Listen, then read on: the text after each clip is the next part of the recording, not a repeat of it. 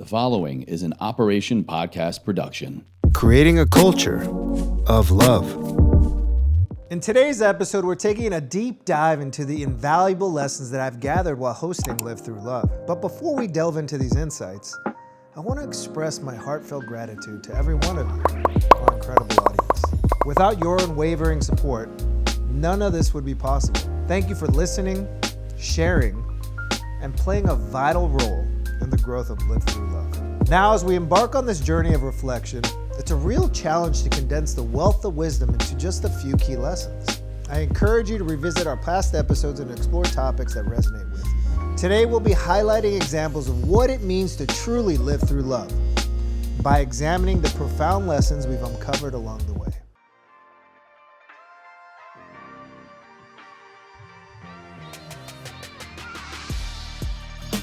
We're going to kick things off with Tabitha Brown. Oh, do I love me some Tab?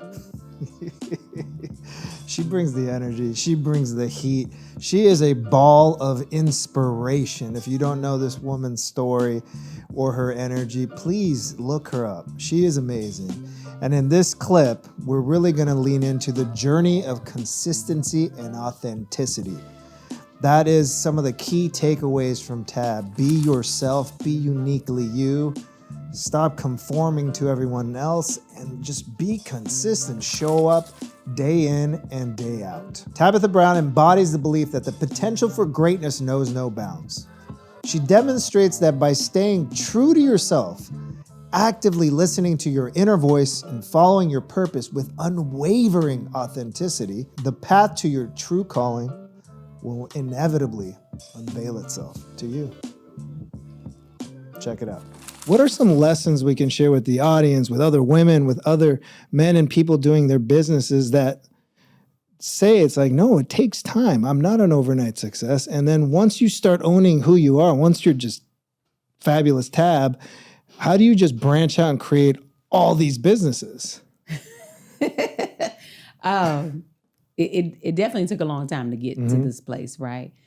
And when I first started doing videos, it was only because God told me to do so. I never wanted to do videos. I thought I would never be able to work as an actor because I was always told if you do videos as an actor, you're going to be frowned upon in Hollywood. So I was afraid to do that. But I did it. Consistency. I did it every day. Every day. I even had a scheduled time. When I first used to do my videos, I would cook live in my kitchen, 5 o'clock. I'd be like, 5 o'clock, y'all know I'm going live. I'm about to cook dinner for my family, right? No days off on that. You know, it was a very consistent thing for me. If I found food options, I would share it. And I would just do it as me. I wouldn't try to be like, oh, let me get my full face of makeup on. Let me have a cute outfit. Honey, I would be in a whole, you know, as they call them in the South, my husband like, a moo-moo. I have to have that on. You know, I would just be in my house, you know. And I would just tell the truth. You know, in the beginning, I didn't know why he had me doing videos. I was like, God, why do you have me doing this? Sometimes I would cry while I was cooking. I'd be like, I don't know why God got me doing this. He told me thousands of people were going to be watching. It's 33 people on here. I don't even know. And they all my family, you know. But I kept doing it. Yeah. I didn't let that discourage me. And I still had a desire to perform. But I knew that he had me on this other journey for some reason. And so it was a different kind of performing. But it wasn't what I wanted to do, but it was what I had to do. And so I always encourage people to understand your blessings don't always come looking the way that you envision them, right? Sometimes he got to take you on a detour, but the detour be having a beautiful sight. You be like, oh, this is nice. I didn't know this mountain was over here, you know, because you submit to it. And that's what I did. And it opened doors for me, just being myself. And I started, 2017, I was driving Uber and did the video of eating a sandwich in my car, the TTLA. And Whole Foods saw the video. That was my first viral video. Nobody was watching my videos. And I wasn't doing videos to go viral. I didn't know why I was doing them. I also didn't know what it meant to be viral. Define, I have a virus? Yeah. And so I remember when I was driving Uber. I stopped because I dropped somebody off. Whole Foods always have vegan options. I was a new vegan. Went in there, got this sandwich because I had never heard of vegan bacon. Did you have a Prius by chance? No, honey, I had a Chrysler 300. Okay. I was trying to be like like I was black car service and my car was purple. I was like, I'm gonna try to be black car service, but they didn't buy it. But I still was getting his money. It was a good looking car. That was a good looking car. I was like, look, it got leather. It probably wasn't real leather, but anyway. Little leg room in there for you too. Exactly. Yeah. But so I was driving and I got the sandwich and I was like, oh, the sandwich is so good, I forgot to do a video. So I was like, oh, let me do a video, tell people I found a new vegan option because I was sharing, you know. And when I got home, that video had like 50,000 views or something. I was like, who watching this video, you know? And then the next morning, over 100-something thousand, I told my husband, I was like, I think I'm going viral. And he was like, well, what does that mean? I said, I don't know. And 4 days later, 4 days later, Whole Foods reached out. They slid in my DM on Facebook and was like, oh my God, we saw your video. We love to partner with you and work with you on some stuff. Amazing. And it took off from there. But I didn't just say, oh, this is it. I kept doing videos. I stayed consistent. And then other opportunities came. And then, like I said, when the pandemic hit in 2020, you know, almost a couple years later, I was scared to get on TikTok. But my daughter was like, Mom, you should get on here. And I was like, girl, ain't number kids on there dancing because I didn't know the app. Unfamiliar territory to me again. And she was like, no, Mom, I'm telling you, you could be like the TikTok mom. Like you can go on there and do your recipes. You can do your inspirational videos. I was like, girl, they give you 1 minute. How am I going to do that in 1 minute? She was like, you can do it. So she was trying to show me. And I was like, all right. And she was right. You know, and sometimes we got to step outside our comfort zone and go into the unfamiliar territory because the blessing is on that side. Oh, yeah. And so when I did that, I went viral in that first week on TikTok. And in the first month, I had 1 million followers. And a week later, I had 2 million. It just kept growing. Wow. And all these things started to happen. And so many offers started coming in. They had been coming in for years, but now it was a whole different, it was completely different. And the thing that I learned that I always want to share with people is I said no more than I said yes. That's huge. It's huge. Like all money ain't good money. And I don't do nothing for money. It has to feel right, you know, and it's got to mean something for me. I ain't for sale. And I always tell people, honey, there is not a price that you get to pay for Tab. You pay to partner with me, but you don't pay to own me. And so nobody gets control over me. Nobody takes my creativity. Nobody take my name. I am who I am. And if you can't accept that, then we can't work together. And so that's how I look at all of my partners. That's how I look at business. When I start a business, you know, it's got to be completely me. And it's got to mean something. You know, I got a hair care line because I named my hair Donna years ago. And so when I created Donna's recipe, everybody knew. They were like, oh my God, that's her hair. Her hair named Donna. So this is her product, you know. It was intentional. I didn't know I was going to do that. But I remember cooking live in my kitchen, 2018. And my hair was very short because I did all the big chop. And it was starting to grow back. And I was like, Lord, my hair is sticking up straight like Don King. I guess I'm going to have to call her Donna. Oh. And it stuck. Yeah. And I started calling her Donna. Never with the intention of, I'm going to create a hair product. But then God kept telling me, he was like, you got to stay consistent with that. And I was like, okay. Even my cooking spoon, I named her Sheena. And everybody knows it's an old cooking spoon, honey. She done been through. Okay, she has been through war. She got whips on the back and everything. And so now I have a collection at Target. It's Sheena's Cousins. And it's cooking spoons. I didn't think of that in the moment, but consistency. So be consistent. Be you. Don't try to do it like nobody else. And when you start a business, make sure it means something to you. Don't do it for the money. If you do it for the money, you burn out. No, burn out. Everything you're saying is huge because, like, when I partner with, I'm like, we're partnering, and you're hiring me for a reason to bring me to the table. Yeah. And the minute you don't want me to be me, like, go find the person you want to be that person because that ain't me. It ain't me. Yeah. And, listen, I done walked away from plenty.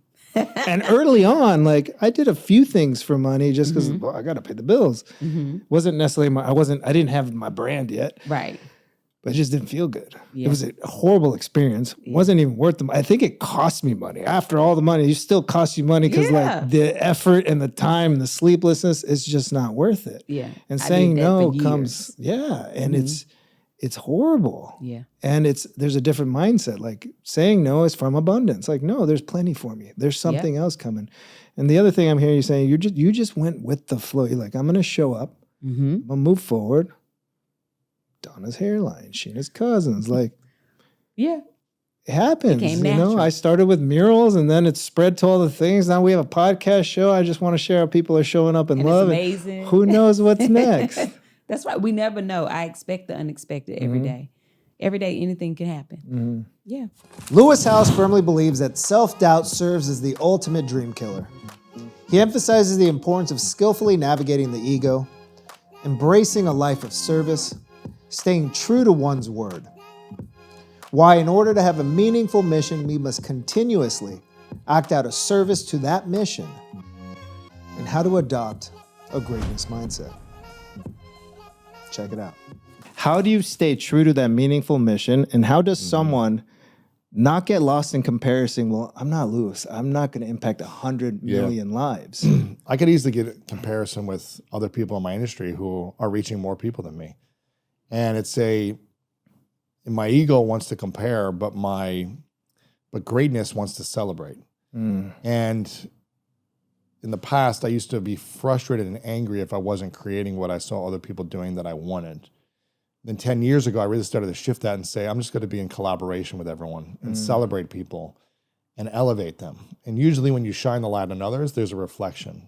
And some of the light comes back and you have some awareness of what you're up to as well. And so I've been doing this for 10 years now of the podcast and just trying to be in service to people with great wisdom to share. By doing that, it keeps me focused. And so I try to make decisions every year and based on future things that I feel like I got to serve that mission, that I got to bring that mission closer to me today. So it's measuring the efforts that we're doing as a team. It's measuring the things that I do and saying, okay, how many people are we impacting on a yearly basis, monthly, weekly basis? What are the decisions that are going to help us get there faster? Who do we need to hire on our team? What things are distractions and what things are actually supporting us in getting there faster? And it's just trying to be really good at making decisions of the efforts that will serve the mission and eliminating anything else that does not of service to that mission. And so a book may not seem like, well, how are you going to reach 100 million people in 1 week with a book? But a book for me is a culmination of 10 years of experiences from the show and an opportunity to get it in front of people and promote something. Whereas media is really how you're going to hit people 100 million lives weekly. And it's how do you scale media faster, right? How do you scale audio and video faster? Yeah. So that's really where it is, but a book plays into promoting the media in a bigger way. So I'm just trying to be as more and more focused on the mission every year by building systems, team, processes, and being a better decision maker. And all of that feeds into the one thing, that one meaningful mission, that one goal of where you're trying to go. And also the book, to me, it's like you've done the work for 10 years. Now you're sharing stories of greatness. So this is you now returning the service. Yeah. You're This being in is the book that I wish I had when I was 16. Yeah. Or 21 or 30 when I was stuck or trying to figure out what is this mission that I'm on? What is this season of life that I'm doing? I'm in transition. I'm not sure. I'm doubting myself. This is what I wish I had and what I was looking for. So that's essentially what I did for 10 years is ask people, how did you overcome self-doubt? How did you overcome these things? How did you get clear? How did you build confidence within yourself? Because I feel like that's the thing that if people learned how to do, it would help them unlock whatever they wanted to inside of them. And this is the book that I wish I had first for me. This is like prequel to my other books. And it's the book that I'm glad I'll get to read myself in 10 years when I'm in some other transition and helping me guide myself in getting clear. Because it's not about me, it's about everyone I've interviewed who are experts in backing the research and the science of how to overcome the doubt and get clear on your mission. So for me, this is the guidebook, again, that I wish I had 10 years ago, 20 years ago, and I'm glad I have now. Yeah, no, you did 10 years of work. I remember episode 1. Yeah. I remember you saying, look, I'm going to start this thing, a podcast. This would be called the School of Greatness. And how you came up with the name. You're just like, this is what, if I had something like this, I'm going to create it. Yeah. And where is it that a lot of people talk about what they're going to create, what they're going to do, and they don't do it? Yes. And we love to either commiserate, hang out with like-minded, be a little victim-y about it, or martyrhood. But really taking action, I feel, people just don't take action as often as they want. They want to Yes. just point the finger.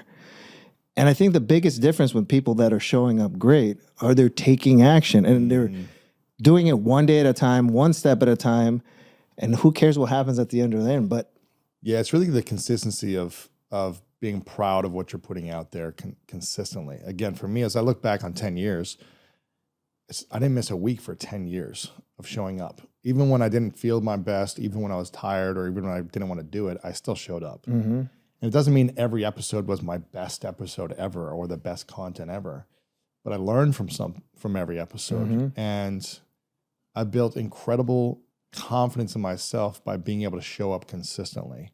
And I think that's one of the biggest things. There was a lot of emotionally imprisoned human beings who are not behind bars. we're walking around quote unquote free. Exactly. But they're in emotional prisons.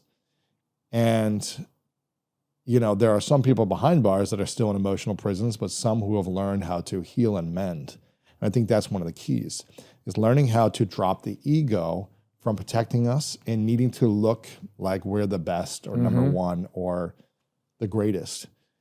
And when I started to shift, I'm not a perfect human, you know, my ego is still there, but when I started to shift ego to service and thinking, how can I make this about the mission?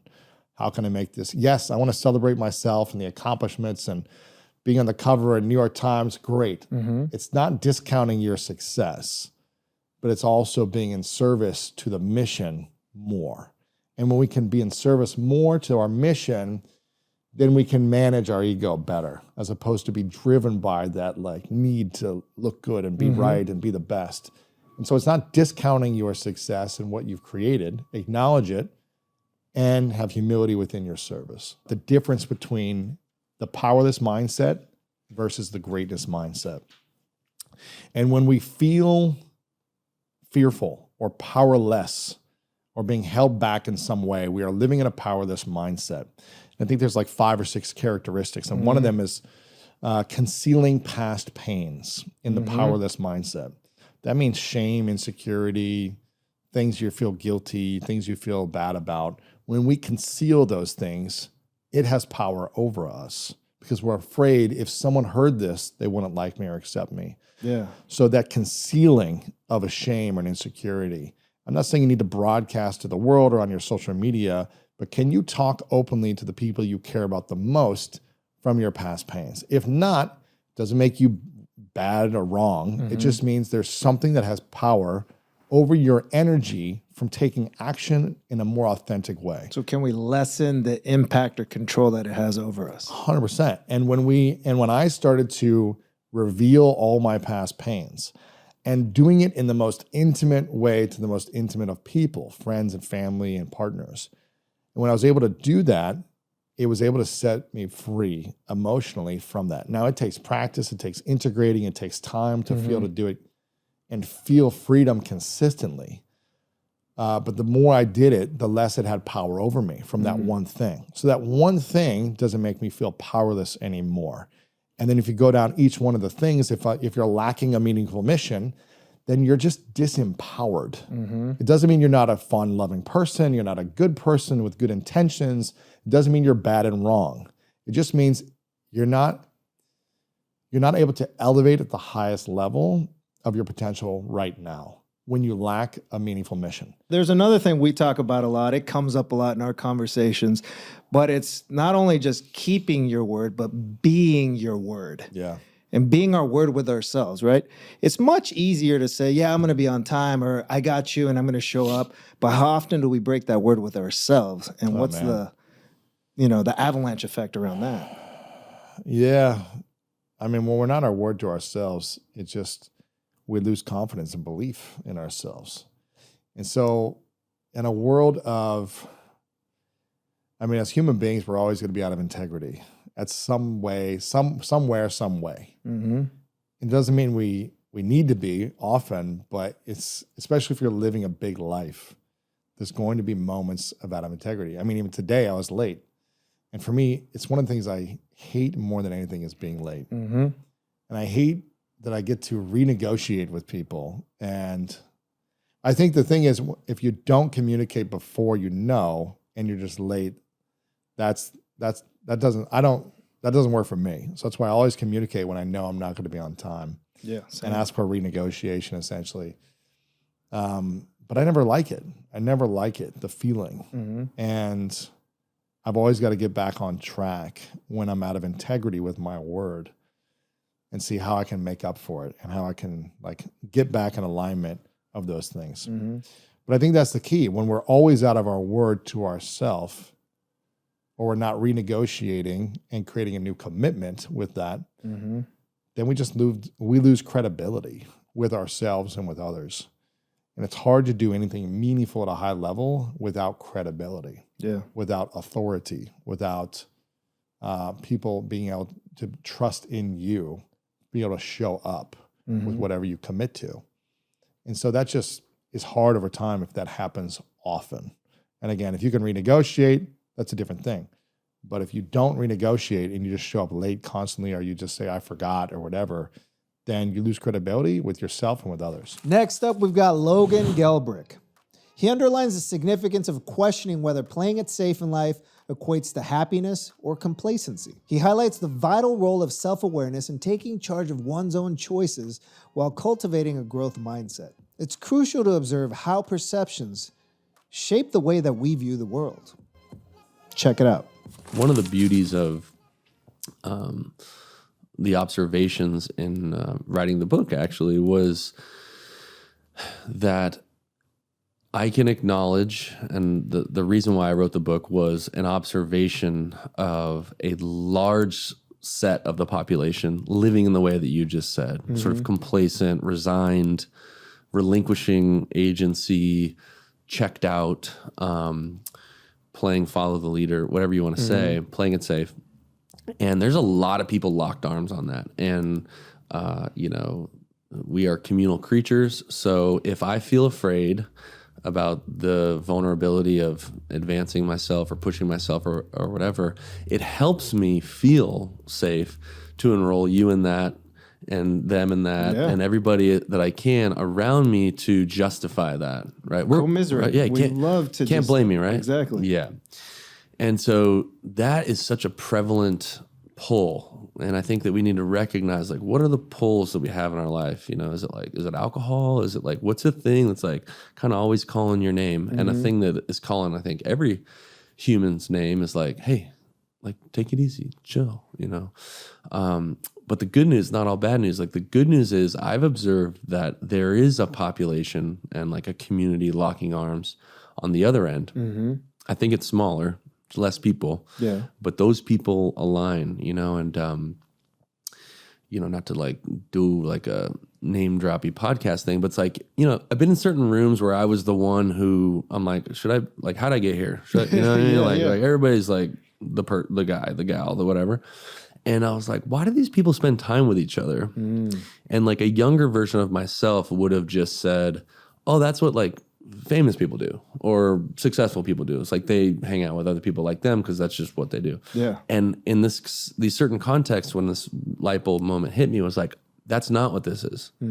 That's like, you are a music mogul who looks across the room and respects the hustle of the point guard for similar but different reasons. Yeah. And it's this like, and then, vice versa, across disciplines where it's like, I acknowledge the courage and vulnerability of you, what we would say is holding the standard, noticing this like gap. Yeah. And luckily, there is a community there if you can find that, because I think one of the deterrents of seeking your best self is it's a lonely road, Yeah, very much so. So that's the good news, I think.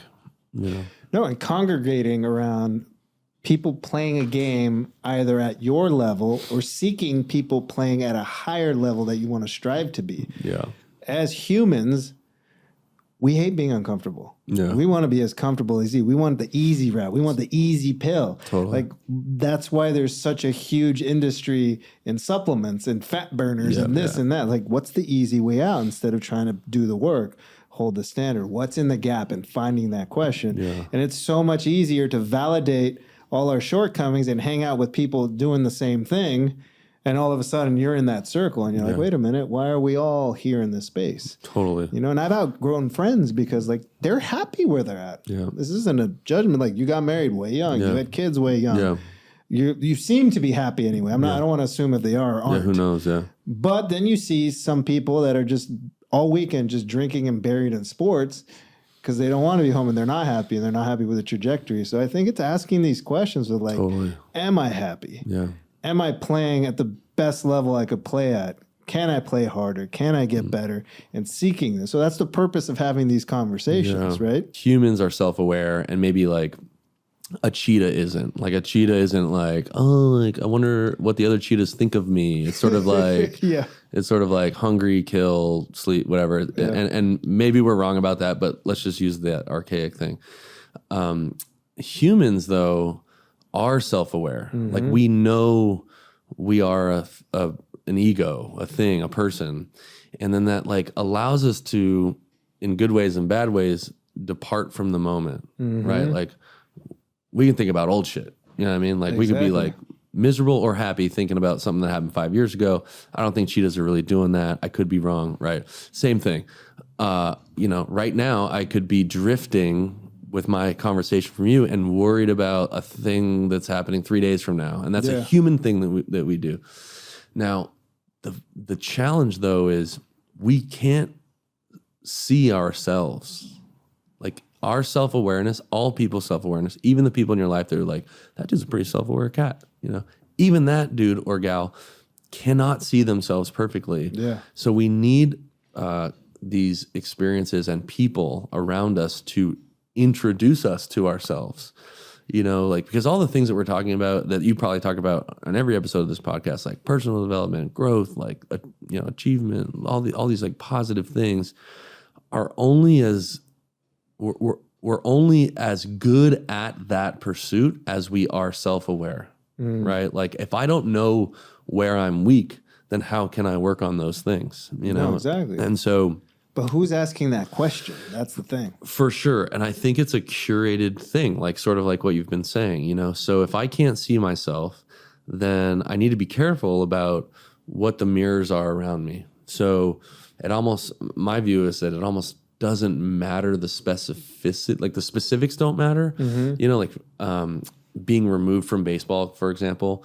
when I was subject to it in baseball, playing it, I sort of just, no, baseball for baseball's sake, you know? But now that I have distance from it, it's like, oh, thank God I had this vehicle, this context to try something hard, fail a bunch, get a bunch of feedback, learn about myself, etc. Art can be that for you. Relationships can be that for us.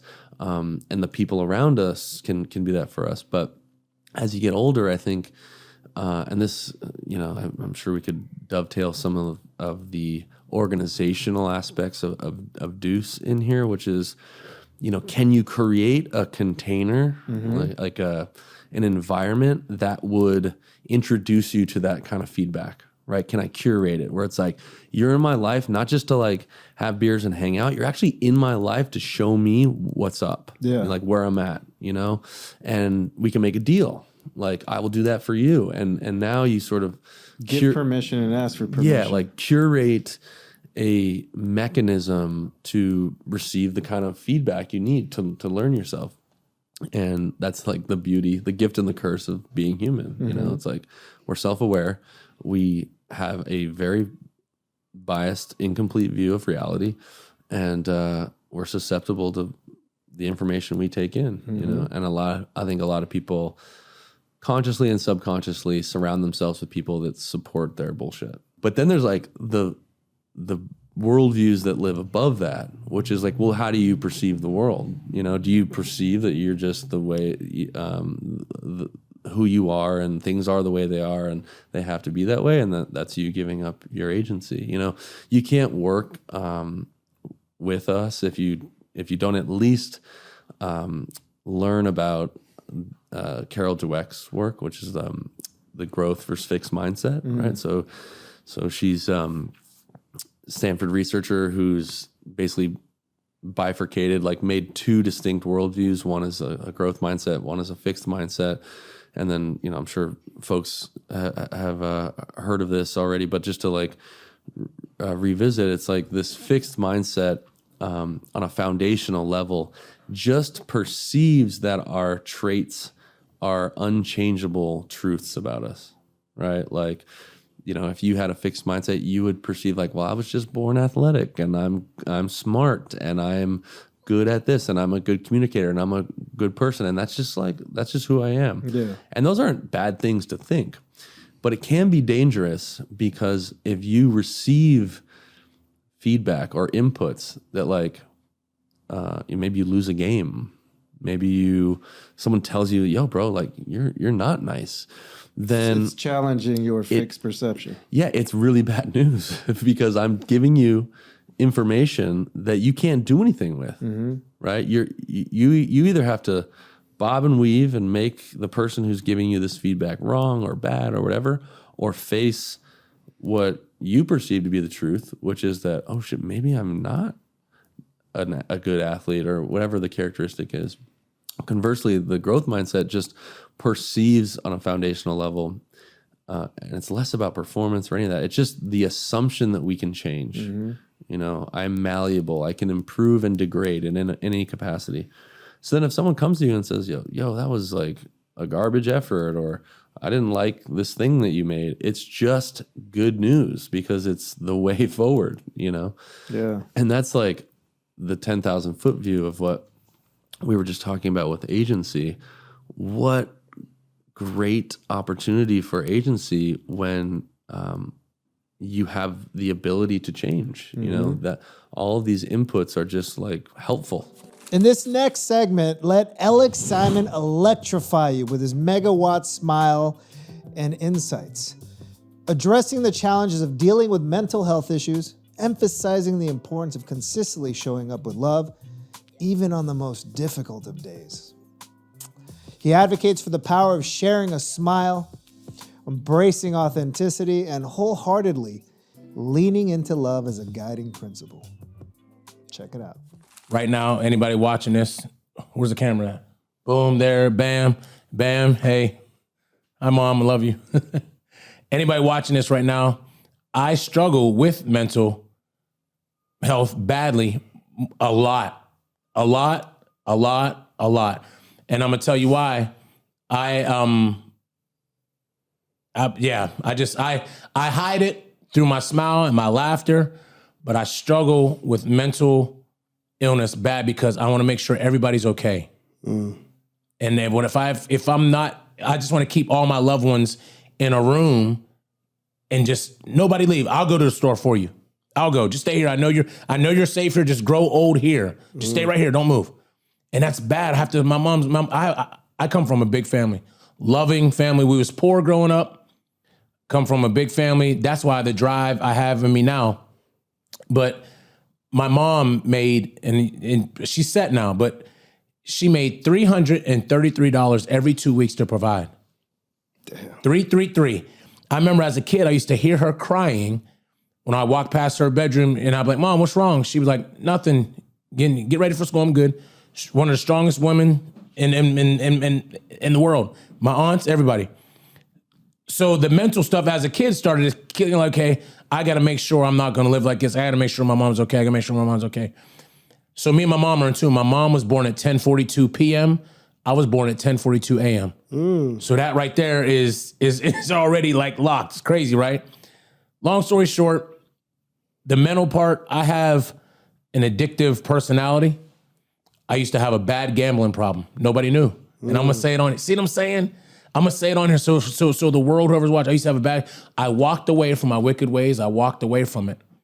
I walked away from gambling. It was bad. And the game I played was roulette in the casino. I would search and look for a casino every place I went when I was on tour, when I was doing Stomp. When I was doing Stomp in New York and, on the tour, I would search for every city that had a casino. And I would, after rehearsal, after show, I would go straight there, drop my bags off my hotel room and go straight there. Mental. I was one, you know what I'm saying? It wasn't the fact that it was winning money. It was the fact that the ball was going in my number that I picked. Yeah. You know what I'm saying? Stop gambling, or when I would lose, I would, you know, my mental would just go nuts. I'd be angry. People didn't want to be around me. But mental illness, I learned how to deal with it better, because now that I'm talking to God, talking to the Creator, you know what I'm saying, talking to the universe, just being chill. I'm sitting down. But walking away from your wicked ways is probably the hardest thing to do, but I did it cold turkey. No classes, no nothing. Just walked away from it. Nice. And I've been blessed more than I can even think of now. So once again, anybody watching this, if you're struggling with something right now, just try to walk away and watch all the blessings start to pour on you. I walked away from it, Rube.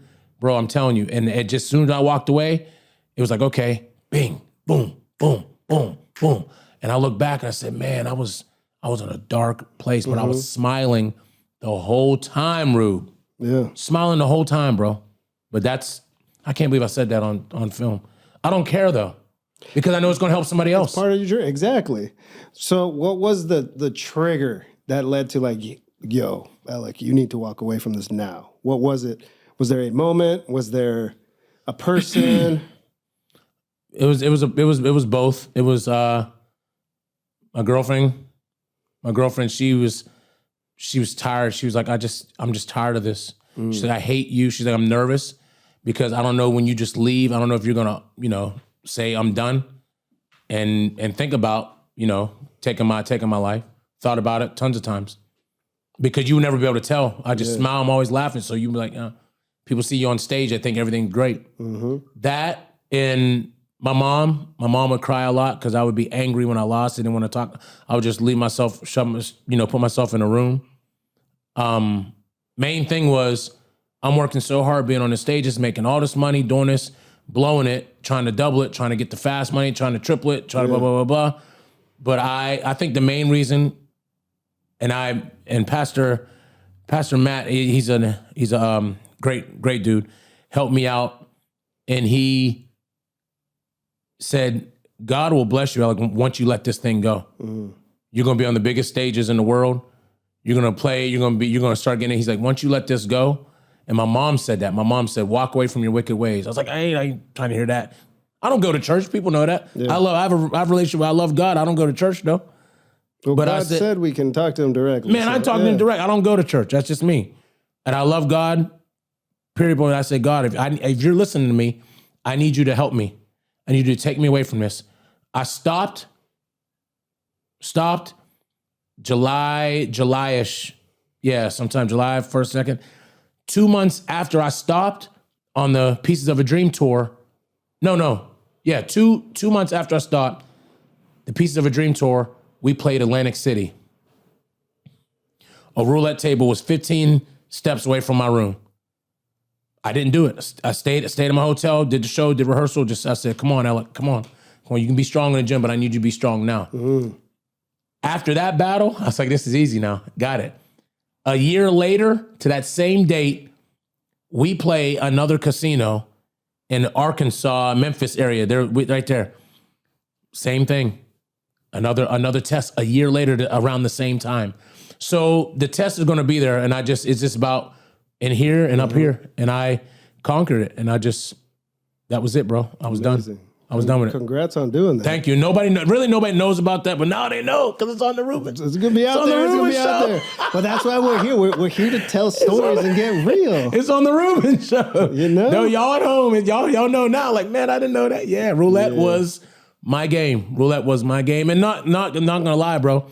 When I do play casino, I see stuff. You still look like, man. And I was walking past the table, Rube. Every number that I played was on the board. 10, 15, 27, 29, that side of the wheel. I was like, man, oh man, but nope. Walked away. That's life testing you right there too. Walked away. I think it's in here. I think it's in our, we're talking about love. I got the shirt on, red, you know what I'm saying? I think it's in your heart. You have to know, you have to listen to your gut. You have to listen to it. You have to choose it, right? It's not easy. It's not easy. It's a choice you have to make every day. Preach, bro. That's the truth. You have to choose. Yes. Very true. Very true. Yes, you have to choose it. But yeah, man, that's one of my deep, deep secrets that hide behind my smile. I think that's one of my deep secrets. Yeah. Well, thank you for sharing. Thank you for opening up. I'm glad we're sharing this space right now, and I'm just happy to be here. I'm happy you're here. I'm glad we met. I'm glad we crossed paths. Yeah, me too. And I wasn't even gonna. It's funny how energy can just take you to a subject. I wasn't even gonna talk about none of that. That's the beauty of this. You never know where the conversation is gonna go. You just know. Closing us out is Christopher Rivas. And in our conversation, we explore the significance of cultivating self-love as a means to confidently occupy your place in this world. Pursue your dreams unapologetically and break free from the boxes society tries to put us in. Check it out. Which is I'm actually, book is out, 2 podcasts are out, TV show. Like I am just again returning. I'm going to silent retreat after this.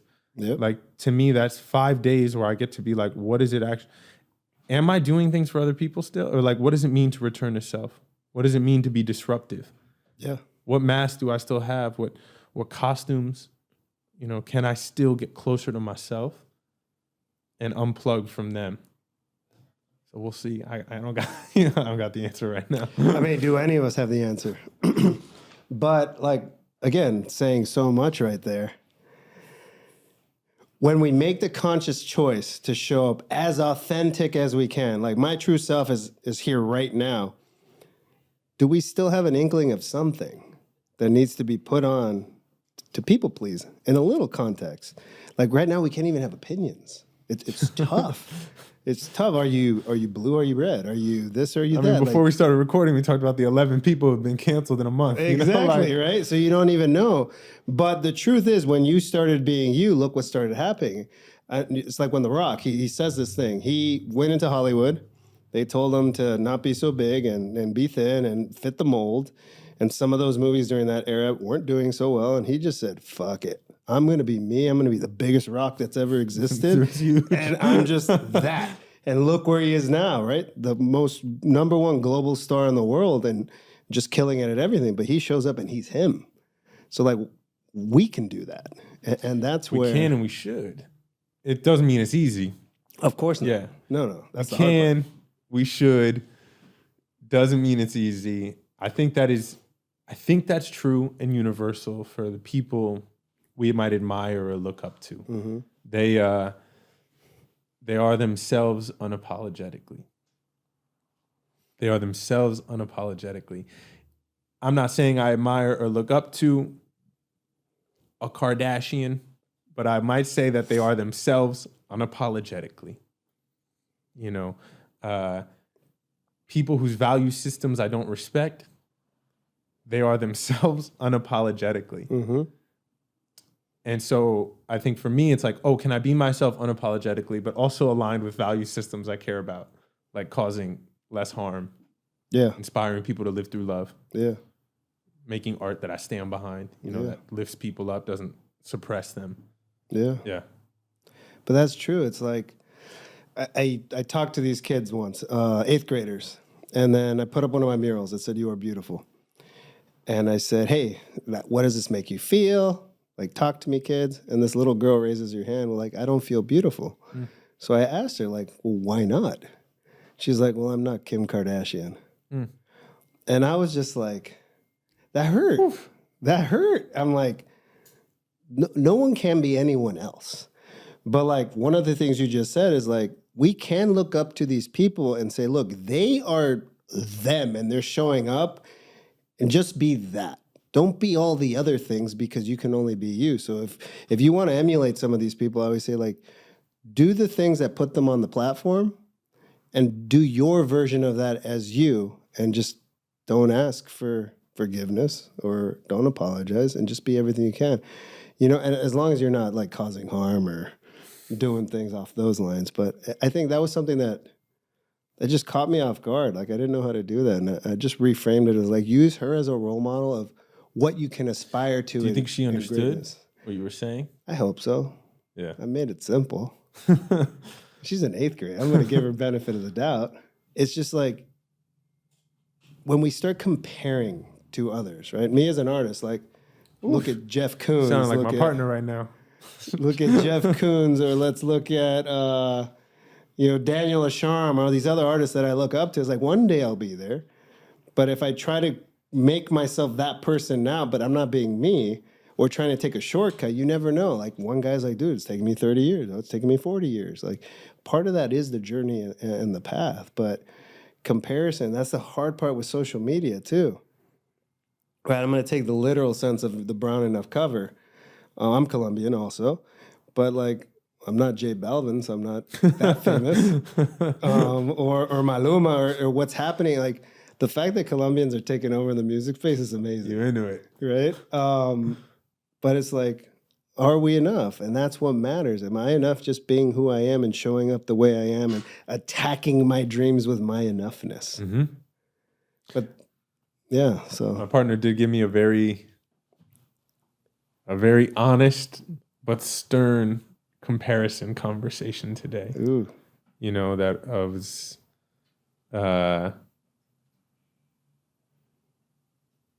what did she, it's that line, comparison is the something of, thievery of happiness. Yeah. Thief of joy. Thief of joy too, yeah. Comparison is the thief of joy. And I do compare, and sometimes what's crazy is I think I compare to something that doesn't exist, like to a person who's just the greatest. Yeah. Like just got this award and this, and that person doesn't exist, but like I think I should be them, or I'm competing against them. Mm-hmm. She always brings up this invisible line that I keep moving back, that every time I get closer to the goal I set, I move the line further back, and so I'm never really content. I could relate to that, because I'm like, wow, I just hit, like, what's next? Oh, I continually put that line to the next level, raise the bar, raise the bar, raise the bar. And then it's also then you don't relish and enjoy and celebrate that you just hit the bar because you pulled it away again. Yeah. There's no, yes. Learning to celebrate your wins. Celebrate your wins. Yeah. Like, celebrate your wins, because if you go out tomorrow, I hope you enjoyed the wins. And I know that there have come times where I haven't celebrated the wins. Part of it is, I think, also as bodies of culture, I really do believe this. We think we have to work extra hard just to get to the starting line. Mm. And so we're not conditioned to celebrate our wins. Like, it's not in our training.